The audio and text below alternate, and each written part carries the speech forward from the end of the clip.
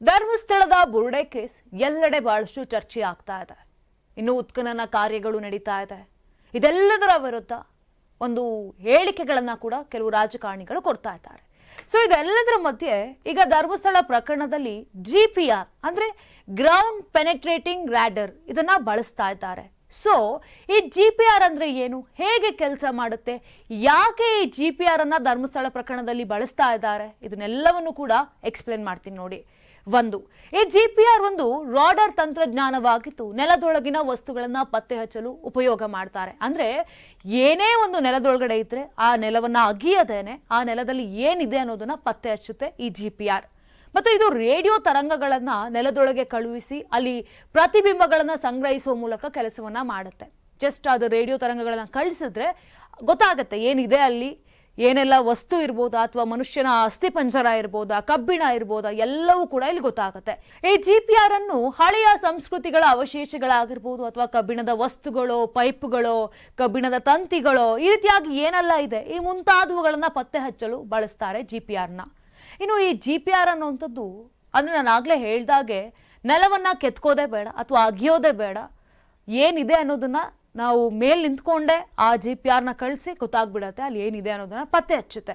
ಹೀಗಾಗಿ ಸಮಯ, ಹಣ ಎರಡೂ ಕೂಡ ಉಳಿಯುತ್ತೆ.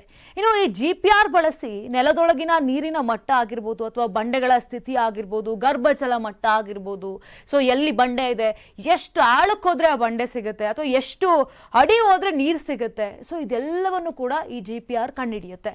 ಇದನ್ನ ರಸ್ತೆ ನಿರ್ಮಾಣ ಮಾಡಬೇಕಿದ್ರೆ ಆ ನೆಲದ ಗುಣಮಟ್ಟ ಸರಿಯಾಗಿದೆಯಾ, ಹೇಗಿದೆ ಆ ನೆಲದ ಗುಣಮಟ್ಟ ಅಂತ ಪರಿಶೀಲನೆ ಮಾಡೋದಕ್ಕೂ ಕೂಡ GPR ನ ಬಳಸ್ತಾರೆ.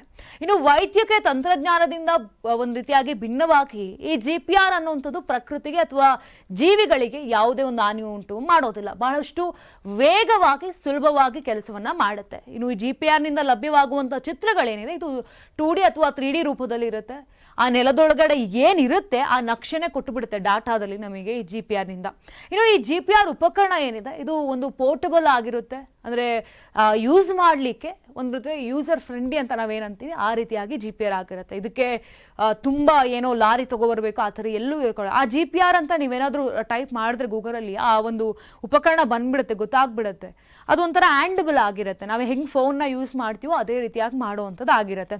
ಇದನ್ನ ಭದ್ರತಾ ತಪಾಸಣೆಗಾಗಿರ್ಬೋದು, ಅಂದ್ರೆ ಭದ್ರತಾ ತಪಾಸಣೆ ಅಂತ ಹೇಳಿದ್ರೆ ಈಗ ಬಾಂಬ್ ಏನಾದ್ರೂ ಇಟ್ಟಿರ್ತಾರಲ್ಲ, ಸೊ ಈ ಬಾಂಬ್ ಪತ್ತೆ ಮಾಡೋದಕ್ಕೆ ಬಹಳಷ್ಟು ಬಳಸ್ತಾರೆ ಇದನ್ನ. ನೀವು ಕೆಲವೊಂದು ಸಿನಿಮಾಗಳಲ್ಲೂ ನೋಡಿರ್ಬೋದು, ಅದನ್ನ ಬಾಂಬ್ ಪತ್ತೆಗೆ ಒಂದು ಮೆಷಿನ್ ಅನ್ನ ಇಟ್ಕೊಂಡು ಹೋಗಿರ್ತಾರೆ. ಅದೇ ರೀತಿಯಾಗಿ GPR ಇರುತ್ತೆ. ಇನ್ನು GPR ಅನ್ನ ಬಾವಿಗಳಾಗಿರ್ಬೋದು, ಜಲಮಟ್ಟ ಅಥವಾ ಒಡೆದು ಹೋಗ್ತಿರುವಂತ ನೆಲದ ಭಾಗಗಳು ಇದನ್ನೆಲ್ಲವನ್ನು ನೋಡೋದಕ್ಕೂ ಕೂಡ ಉಪಯೋಗಿಸ್ತಾರೆ. ಅಥವಾ ಆ ಒಂದು ನೆಲದ ಏನಂತಾರೆ ಒಂದು ಮಟ್ಟತೆ ಅಥವಾ ಹೇಗಿದೆ ಆ ನೆಲ, ಅಂದ್ರೆ ಡ್ರೈ ಆಗಿದೆಯೋ, ಒಣಭೂಮಿನೋ, ಅಥವಾ ಆ ರೀತಿಯಾಗೆಲ್ಲ ಏನೇ ಒಂದು ನೆಲದ ಬದಲಾವಣೆಗಳಿರುತ್ತೆ ಇದನ್ನ ಕೂಡ ಪತ್ತೆ ಹಚ್ಚಬಹುದಾಗಿರುತ್ತೆ. ಇನ್ನು GPR ನಿಂದ ತಕ್ಷಣ ಫಲಿತಾಂಶ ಸಿಗುತ್ತೆ. ಅಂದ್ರೆ ಅದಕ್ಕೆ ಕಾಯ್ಬೇಕು, ಆ ರಿಪೋರ್ಟ್ನ ಎಲ್ಲವೋ ಕಳಿಸ್ಬೇಕು ಅದೇನೂ ಇಲ್ಲ. ನೀವು GPR ಅಲ್ಲಿ ಏನೋ ಒಂದು ಕೆಲಸವನ್ನ ಮಾಡ್ತಿರ್ಬೇಕಾದ್ರೆ ಅಲ್ಲೇ ಫಲಿತಾಂಶ ನಮ್ಗೆ ಗೊತ್ತಾಗ್ಬಿಡುತ್ತೆ ಅಲ್ಲಿ ಏನ್ ನಡೀತಾ ಇದೆ ಅಂತ. ಈ ಯಂತ್ರ ಉಪಯೋಗ ಮಾಡೋದಕ್ಕೆ ಅಷ್ಟು ಈಸಿ ಆಗಿರೋದಿಲ್ಲ. ಯಾಕಂತ ಹೇಳಿದ್ರೆ ಯಾಕೆಂದ್ರೆ ಫುಲ್ ಡೇಟಾದಲ್ಲಿ ಆ ಒಂದು ಎಲ್ಲ ಇನ್ಫಾರ್ಮೇಶನ್ ಕೊಡೋದ್ರಿಂದ ಆ ಡೇಟಾ ಓದೋ ಅಂತ ಒಂದು ಅಂದ್ರೆ ಶಕ್ತಿ ಅನ್ನೋದಕ್ಕಿಂತ ಆ ಡೇಟಾ ಓದೋದಕ್ಕೆ ನಮಗೆ ಗೊತ್ತಿರಬೇಕು, ಯಾವ ರೀತಿಯಾಗಿ ಓದಬೇಕು, ಆ ಇನ್ಫಾರ್ಮೇಶನ್ ಹೇಗೆ ಓದುವಂಥದ್ದು. ಸೊ ಇದೆಲ್ಲವನ್ನು ಕೂಡ ಕಲ್ತಿರ್ಬೇಕು. ಸ್ವಲ್ಪ ತರಬೇತಿ ಬೇಕಾಗುತ್ತೆ ಈ ಒಂದು ಯಂತ್ರವನ್ನು ಉಪಯೋಗ ಮಾಡ್ತೀನಿ ಅಂತ ಹೇಳಿದ್ರೆ. ಸೊ ಈ GPR ಅನ್ನ ಈಗಾಗಲೇ ನಮಗೆ ಗೊತ್ತಿರೋ ಹಾಗೆ ಧರ್ಮಸ್ಥಳ ಕೇಸ್ನಲ್ಲಿ ಬಳಸ್ತಾ ಇದ್ದಾರೆ. ಮತ್ತು GPR ನ ಬಳಸ್ಬಿಟ್ಟೆ ನೀವು ಅಗೆಯುವಂತ ಪ್ರಾರಂಭ ಮಾಡಿ ಅನ್ನೋ ಒಂದು ಮಾತುಗಳು ಕೂಡ ಕೇಳಿ ಬರ್ತಾ ಇದೆ. ಸೊ ಈ GPR ಅನ್ನ ಈ ಹಿಂದೆ ಯಾವ್ಯಾವ ಕೇಸ್ಗಳಲ್ಲೆಲ್ಲ ಬಳಸಲಾಗಿತ್ತು ಅಂತ ಹೇಳ್ತಾ ಹೋಗ್ತೇನೆ ನೋಡಿ. ಮೊದಲನೇದಾಗಿ ಅಯೋಧ್ಯೆ ರಾಮ ಮಂದಿರವನ್ನ ನಿರ್ಮಾಣ ಮಾಡ್ಲಿಕ್ಕೂ ಮುಂಚೆ GPR ಅನ್ನ ಬಳಸಿದ್ರು. ಹೌದು, ಯಾಕೆಂತ ಹೇಳಿದ್ರೆ ಆ ಮಸೀದಿಯ ಕೆಳಗೆ ಯಾವ್ದಾದ್ರು ಹಳೆಯ ರಚನೆಗಳಿದ್ಯಾ ಅಥವಾ ದೇವಸ್ಥಾನಗಳಿದ್ಯಾ, ಅಲ್ಲಿ ಏನಾದ್ರೂ ಇದೆಯಾ, ಅಥವಾ ಹಳೆ ಮಂದಿರ ಆಗಿರ್ಬೋದು, ಆಧಾರ ಶಿಲೆಗಳಾಗಿರ್ಬೇಕು, ಸೊ ಈ ರೀತಿಯಾಗೆಲ್ಲ ಏನಾದ್ರೂ ಇದೆಯಾ ಅಂತ ನೋಡ್ಲಿಕ್ಕೆ ಈ GPR ಅನ್ನ ಅಲ್ಲೂ ಕೂಡ ಬಳಕೆ ಮಾಡಿದ್ರು. ಒಂದ್ ರೀತಿಯಾಗಿ ಈ GPR ಅನ್ನುವಂಥದ್ದು ಸುಪ್ರೀಂ ಕೋರ್ಟ್ ತನಿಖೆಯಲ್ಲೂ ಬಹುಮುಖ್ಯ ಪಾತ್ರವನ್ನ ವಹಿಸಿತ್ತು. ಇದಾದ ನಂತರ ಉನ್ನಾವ್ ಕೊಳಗೇರಿಯ ಬಂಗಾರದ ಕತೆ, ಇದು ಕೆಲವರು ಗೊತ್ತಿರುತ್ತೇನೋ. ಉತ್ತರ ಪ್ರದೇಶದ ಉನ್ನಾವ್ ಜಿಲ್ಲೆಯಲ್ಲಿ ಒಬ್ಬ ಅಂದ್ರೆ ಸದ್ಯ ನಿದ್ರೆಯಲ್ಲಿ ಭವಿಷ್ಯ ಹೇಳಿದ್ದ ಅಲ್ಲಿ ಬಂಗಾರ ಇದೆ, ನೀವು ಹಾಗಾದ್ರೆ ಗೊತ್ತಾಗತ್ತೆ ಹಂಗೆ ಹಿಂಗೆ ಅಂತ ಒಂದು ಭವಿಷ್ಯವನ್ನ ಕೂಡ ನುಡಿದಿದ್ದ. ಸೊ ASI ಮತ್ತು ವಿಜ್ಞಾನಿಗಳು ಈ ಒಂದು GPR ಅನ್ನ ಬಳಸ್ಕೊಂಡು ನೆಲದೊಳಗೆ ಪರಿಶೀಲನೆ ಕೂಡ ಮಾಡಿದ್ರು. ಆಗ ಅಲ್ಲಿ ಯಾವುದೂ ಬಂಗಾರ ಏನು ಸಿಕ್ಕಿರ್ಲಿಲ್ಲ, ಆದ್ರೆ ಒಂದು ರೀತಿಯಾಗಿ GPR ಉಪಯೋಗ ಮೌಲ್ಯಮಾಪನಕ್ಕೆ ಪ್ರಮುಖವಾಗಿತ್ತು. ಸೊ ಅಲ್ಲೂ ಏನು ಚಿನ್ನ ಇದೆ ಅದಿದೆ ಅಂತ ಹೇಳಿದ್ರು, ಆ ಒಂದು ಹೇಳ್ದಾಗ್ಲೂ ಕೂಡ ಅದನ್ನ ಅಗಿಯೋ ಕೆಲಸ ಮಾಡಲಿಲ್ಲ, ಈ GPRನ ಉಪಯೋಗಿಸ್ಕೊಂಡ್ರು. ನಾನು ಆಗ್ಲೇ ಹೇಳ್ದಾಗೆ GPR ಯಾಕೆ ಅಷ್ಟು ನಮ್ಗೆ ಯೂಸ್ ಆಗುತ್ತೆ, ಎಸ್ಪೆಷಲಿ ಈ ರೀತಿಯಾಗಿ ಸೂಕ್ಷ್ಮ ಕೇಸ್ಗಳಲ್ಲಿ ಅಂತ ಹೇಳಿದ್ರೆ, ಎಲ್ಲದಕ್ಕೂ ಕೂಡ ನಾವು ಬಗ್ದು ನೋಡಬೇಕಾಗಿರೋ ಅವಶ್ಯಕತೆ ಇಲ್ಲ. ಆಗಿದ್ದೇನೆ ಆ ನೆಲವನ್ನ ಕೆದಕದೇನೆ ಕಂಡುಹಿಡಿಬಹುದು ಏನಿದೆ ಅನ್ನೋದನ್ನ. ಸೊ ಅದಕ್ಕೆ GPR ಅನ್ನೋದು ಬಹಳಷ್ಟು ಇಂಪಾರ್ಟೆಂಟ್ ಆಗುತ್ತೆ.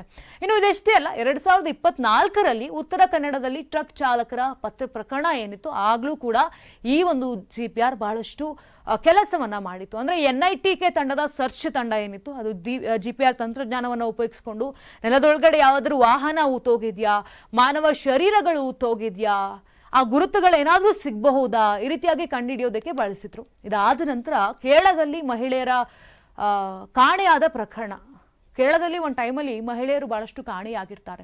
ಈ ಪ್ರಕರಣಕ್ಕೆ ಸಂಬಂಧಪಟ್ಟಂತೆ ಕ್ರೈಮ್ ಬ್ರಾಂಚ್ ಏನಿತ್ತು ಅದು ಕೂಡ ತನಿಖೆಯನ್ನು ನಡೆಸಿತ್ತು. ಅಂದ್ರೆ ಈ ಒಂದು ಕೇಸ್ಗೆ ಸಂಬಂಧಪಟ್ಟಂತ ಮುಖ್ಯ ಆರೋಪಿ ಏನಿದ್ರು, ಅವರ ಮನೆ ಆಗಿರ್ಬೋದು ಅಥವಾ ಅವನ ಸ್ನೇಹಿತನ ಮನೆಯಲ್ಲಿ ಈ GPRನ ಉಪಯೋಗಿಸಿ ನೆಲದೊಳಗಡೆ ಏನಾದ್ರೂ ಅಡಗಿಸಿಟ್ಟಿರ್ಬೋದು ಅಥವಾ ದೇಹಗಳು ಸಿಗ್ಬೋದಾ.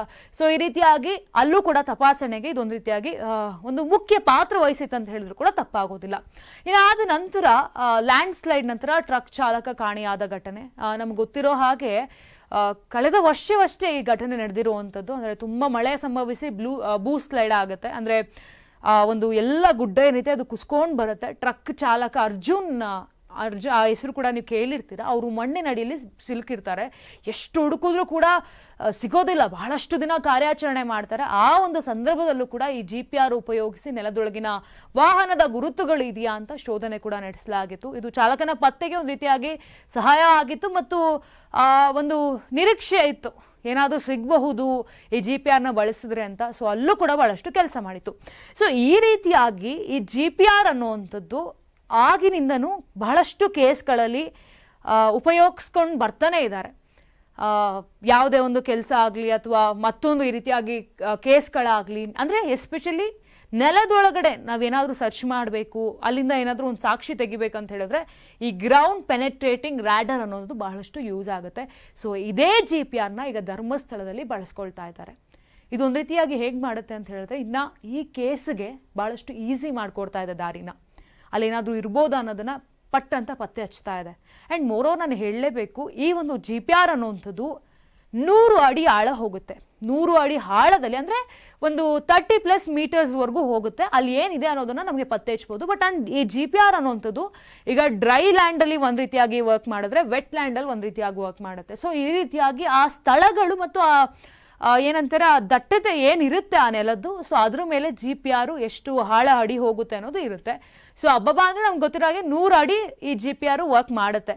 ಸೊ ಈ ರೀತಿಯಾಗಿ ಈಗ ಧರ್ಮಸ್ಥಳದಲ್ಲೂ ಕೂಡ ಉಪಯೋಗಿಸ್ಕೊತಾ ಇದ್ದಾರೆ. ಸೊ ಈ GPR ಇಂದ ಧರ್ಮಸ್ಥಳದಲ್ಲಿ ಇನ್ನೆಲ್ಲ ಏನು ಬೆಳವಣಿಗೆಗಳಾಗ್ಬೋದು, ಏನೆಲ್ಲ ಆಚೆ ಬರ್ಬೋದು ಸತ್ಯಗಳು, ಇದನ್ನೆಲ್ಲವನ್ನು ಕೂಡ ಕಾದ್ ನೋಡ್ಬೇಕಿದೆ. ನಾನು 86 kg ಇದ್ದವಳು 71 kg ಬಂದಿದ್ದೀನಿ. ವಯಸ್ಸಾದ್ಮೇಲೆ ಸ್ಮಾರ್ಟ್ ಆಗಿ ಕಾಣ್ತೀರಾ ಅಂದ್ರೆ ಜಿನ್ನಿ. 126 kg ವೇಟ್ ಇದ್ದು ನಾವು ಈಗ 114 kg ಲೆಕ್ಕ ಬಂದಿದ್ದೀವಿ. ಯಾವುದೇ ಸೈಡ್ ಎಫೆಕ್ಟ್ ಆಗಿಲ್ಲ. 84ರಿಂದ 50 kg ಬಂದೆ. ಆಮೇಲೆ ಸಣ್ಣಗೆ ಫಿಟ್ ಆಗಿದ್ದೀನಿ. ಅದಕ್ಕೆ ನಾನು ಯೂಸ್ ಮಾಡ್ತಾ ಇರೋದು ಜೀನಿ ಸ್ಲಿಮ್.